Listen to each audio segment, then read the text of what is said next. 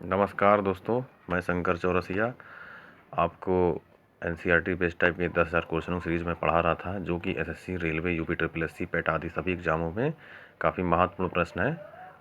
चलिए देखते हैं। किसी विधानमंडल के किसी सदस्य द्वारा प्रस्तुत को जन महत्व का अविलंब मामला मानते हुए जो चर्चा की जाती है उसे क्या कहते हैं? स्थगन प्रस्ताव। यदि संसद किसी विशिष्ट उद्देश्य के लिए कोई समिति नियुक्त करे तो उसे क्या कहते हैं? तदर समिति। 1 वर्ष तक राजस्व एकत्र करने का प्रस्ताव सरकार द्वारा किस विधेयक द्वारा करती है? वित्त विधेयक। भारत के संविधान की कौन सी अनुसूची राज्यसभा में सीटों के बंटवारे का निर्धारण करती है? चौथी अनुसूची। राज्यसभा का सभापति कौन होता है? भारत के उपराष्ट्रपति। राष्ट्रपति द्वारा राज्यसभा के सदस्यों के नामांकन का किस देश संविधान से लिया गया है? आयरलैंड से। लोकसभा का कार्यकाल कितनी बार 6 वर्ष तक बढ़ाया गया था? 1 बार। भारत में किसकी स्वीकृति के बिना कोई भी सरकारी खर्चा नहीं किया जा सकता? संसद। कौन सा अनुच्छेद भारत के राज्य सूची के विषयों पर कानून बनाने का अधिकार देता है? 249। लोकसभा के निर्वाचित सदस्यों की अधिकतम संख्या 550। भारतीय संसद का जनता द्वारा निर्वाचित सदन कौन सा है? लोकसभा। किसके दौरान अधिक बजट की संस्तुति की जाती है? तेजी के दौरान। भारतीय संसद द्वारा विश्व संसदीय प्रणालियों में कौन सी अभिनव चर्चा प्रक्रिया सम्मिलित की गई है? शून्यकाल। संसद सदस्य संसद में अपनी सदस्यता गंवा देगा यदि वह सत्रों में निरंतर अनुपस्थित रहे 60 दिन तक। राष्ट्रीय कोष का अभिरक्षक कौन सा अंग है? विधानमंडल।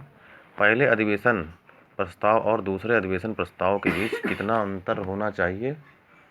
6 माह। लोकसभा आयोजित करने के लिए अपेक्षित गण पूर्ति कोरम संख्या क्या है? 1/10।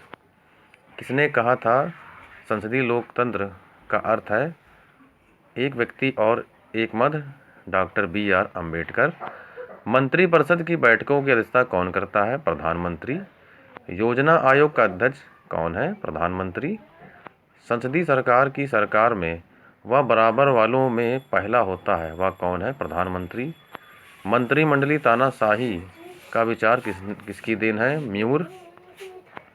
भारत के प्रधानमंत्री तब तक अपने पद पर रहता है जब तक उसे प्राप्त है लोकसभा का विश्वास। सरकारिया आयोग का गठन किस विषय पर रिपोर्ट देने के लिए किया गया था? केंद्र राज्य संबंध। भारत का प्रधानमंत्री किसी प्रक्रिया से बनाया जाता है? नियुक्ति। भारत के प्रथम उप प्रधानमंत्री कौन थे? सरदार वल्लभ भाई पटेल।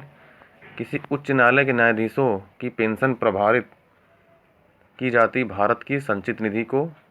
राष्ट्रीय एकता परिषद की अध्यक्षता कौन है? अध्यक्ष कौन है? प्रधानमंत्री। राष्ट्रीय एकता परिषद की अध्यक्ष कौन है? का अध्यक्ष कौन होना चाहिए? प्रधानमंत्री। औपनिवेशिक भारत में एक संघीय अदालत की स्थापना किस अधिनियम के अंतर्गत की गई थी? 1935। आगे देखते हैं।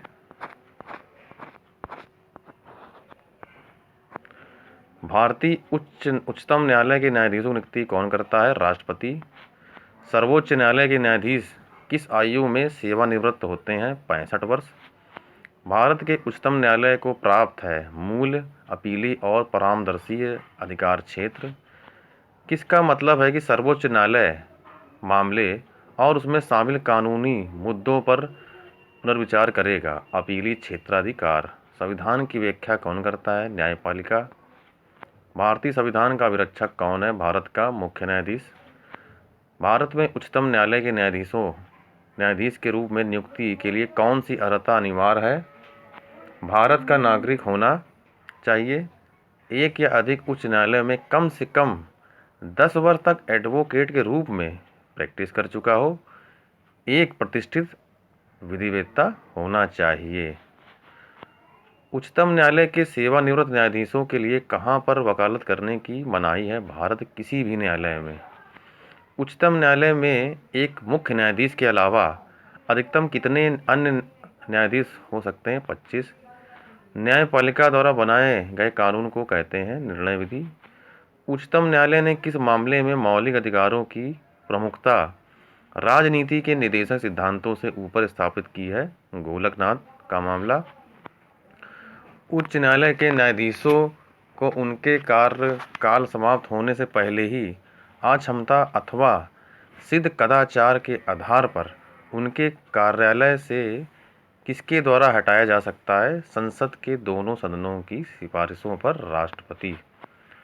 उच्च न्यायालय के न्यायाधीश को कौन हटा सकता है? विशेष बहुमत से पारित संसद के प्रस्ताव पर राष्ट्रपति। भारतीय संविधान के किस अनुच्छेद के अंतर्गत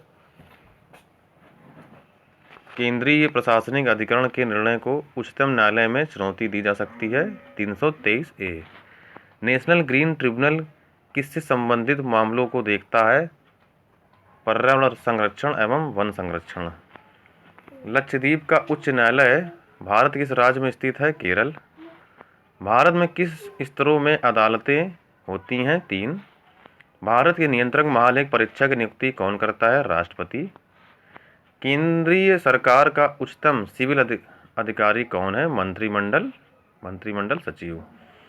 जब कोई व्यक्ति रोता है तो उसके सक्रिय के कारण नाक से जल विसर्जन होता है। अश्रुकारी ग्रंथि। सरल गलगंड इनको प्रभावित करने वाली बीमारी है थायराइड ग्रंथि। एक पक्षी के पंख और कीट के पर क्या होते हैं? समृद्धि अवयव। पक्षियों के पंख क्या होते हैं? रूपांतरित अग्र अंग। हार्मोन के रूप में कार्य करने वाले प्रोटीन का उदाहरण है ऑक्सीटोसिन। मौखिक गर्भ निरोधक के रूप में प्रयुक्त हार्मोन है प्रोजेस्टेरॉन। हेप्टीज क्या है? अपूर्ण प्रतिजन। तो दोस्तों आज का वीडियो यहीं तक था। अगर वीडियो पसंद आए तो लाइक करिए, सब्सक्राइब करिए, शेयर करिए। धन्यवाद।